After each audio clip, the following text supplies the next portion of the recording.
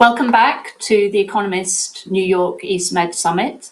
We're moving on now to our third panel, which is very much going to focus on investment opportunities for corporations and investors following COVID-19. And we'll be no doubt picking up on some of the themes that we've heard already in previous panels. So let me introduce our speakers one by one. We've got 5 speakers for this panel. The first is Constantinos Petrides, the Minister of Finance of the Republic of Cyprus. Nikos Papathanasis, Alternate Minister of Development and Investment of Greece. Georgios Filiopoulos, the CEO of Enterprise Greece, who I believe will join by telephone connection. Dominik Volek, member of the Executive Committee of Henley and Partners, and Itai Green, founder and CEO of Innovate Israel. Welcome, everybody. Thank you very much for joining us this afternoon. And without further ado, we're going to get started. So let me first of all introduce Constantinos Petrides, Minister of Finance of the Republic of Cyprus. Thank you very much indeed for joining us, and over to you. Thank you. First of all, let me thank the Economist for organizing the New York Eastmed Summit and for providing me an opportunity to briefly present the Cyprus economy outlook, but also the opportunities that might arise for corporations and investors following the COVID-19 pandemic. Now, with no doubt, the COVID-19 pandemic has posed an unexpected challenges for all countries around the globe, definitely with severe socioeconomic consequences. Now, from the onset of the crisis, for us in Cyprus, maintaining positive epidemiological conditions was at the cornerstone of our policy. Of our policy response, and that's why it took really strict measures, health measures, in order to contain the spread of the virus. And I believe that we have succeeded in that respect to a great degree. And actually, that was a conscious economic policy decision from the beginning, because it was also, besides the health effects of such a strict policies, for us it was a way to mitigate the medium-term and the long-term economic effects of the pandemic. Now, in the economic front, in the pure economic front, we responded with early and front-loaded economic measures to address the effect of the pandemic, and we have adopted a very generous fiscal stimulus package, mainly based on short-term income support, but also on liquidity measures for the enterprises. And I do believe that we have adopted one of the most comprehensive packages at European Union level, consisting of 85 different measures. I think that we have succeeded in our policy response, and this success is already reflected in the indicators. And now, from the floor of the Economist, I'm in a position to officially announce also the official downward revision of our forecast for 2020, from a contraction of the GDP of 7%, which was the baseline scenario until now, to a contraction of minus 5.5% for this year. And of course, this is of particular importance, considering in mind that one of the big sectors of the Cypriot economy is the tourist sector, which goes according to the worst scenario. We have a decrease of about 80% in the arrivals, but still, I think our policy response has maintained Cyprus to a satisfactory level of activity. And this is also reflected in our forecast for the unemployment. And we are in a position to revise it downwards from 9% for 2020 to 8%. Despite this, our baseline macroeconomic scenario for 2021, and despite the uncertainty that is still out there, we expect a significant rebound of the economy of about 4.5 to 5% for next year. So we see that the policies are working. The early, timely, and front-loaded measures are working. The consumer indicators are good. Of course, we have to turn our eye now to the next day, and there are indeed no magical solutions for either growth or the recovery.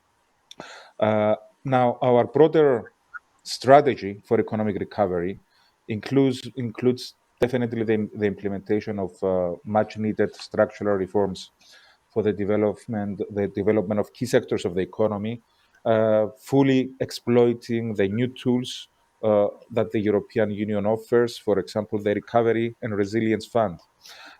This instrument is forward-looking and will provide a mix of grants and loans to member states, which are expected to be instrumental in the revamping of the resilience of our economy. We do plan to have a bold reform package to green the economy, to digitalize the economy even further. Uh, of course, we always know that attracting investments, foreign investments, it's always important. It's even more important uh, during this time of uncertainty because of the pandemic. Of course, we have to attract investments because of our own merits. So we have to have a competitive economy. A competitive economy is indeed a catalyst for attracting corporations and investors that are looking for investment destinations which can provide high returns on their investments. Uh, Foreign investments are more important as ever in this era of uncertainty. So I would say that the solution lies within uh, economic orthodoxy, and is based on three main pillars. The first main pillar is to maintain macroeconomic stability. Maintain macroeconomic stability means also to maintain sound fiscal policies. And if we responded timely and effectively to this crisis, is because in the past 7, 8 years, we have created the necessary fiscal space. We had a balanced budget or a budget with a surplus, which allowed us to intervene timely in the time of crisis. Now, the second pillar, of course, is to continue the effort to decrease the burden of the NPLs in the economy. We made important and significant progress over the past years in that respect. But after the COVID, we have to give a new impetus to this effort. And the third pillar, which I would say it's the most relevant pillar, and it's the pillar that the EU wants to promote with its new policy, is to proceed with structural reforms that would enhance a favorable for Cyprus investment framework. And I must say that we already have underway uh, a very bold reform effort. We have, from the government side, we have concluded uh, a number of reform packages and bills that they are already submitted to the parliament, to the house. For example, a new investment law to facilitate a fast track for substantial and real investments, a bold public administration reform, a bold local authority reform which consists of the decrease of the municipal authorities, a judiciary reform, and all of this will, I believe, they would add on to the attractiveness of our economy over and above of the existing significant comparative advantages that Cyprus possesses as an investment destination. For example, I shouldn't repeat that in Cyprus we already have a transparent and modern legal system based on the UK common law. We have a highly trained workforce in professional services and a network of lawyers, accountants, and corporate service providers. Uh, We have favorable and transparent tax regime and an extensive network of double tax agreements. And we have an excellent telecommunications, transport, and logistic infrastructure. On top of that, of course, Cyprus is an EU member state at a very strategic geographical location at the crossroad of three continents, which I believe is ideal for expansion in new markets. So concluding, I would say that we do have the comparative advantages. We are proceeding with structural reforms in order to enhance the areas that we are lagging behind and filling the gaps. I wouldn't target on specific investments because I think that Cyprus offers horizontal investment opportunities for all investors, and we have seen real investments coming into the economy over the past 7 or 8 years in the fields of renewable energy or energy sector, in the fields of university sector, in the forms of tourism, the tourism sector, and differentiated tourism products have been created because of foreign direct investment. So I would say that building on the traditional pillars of economic growth and economic recovery would strengthen Cyprus' effort in order to attract new investments, foreign direct investments, in our effort to build an even more sustainable economic growth model in the future. So I would like to thank you very much for this opportunity.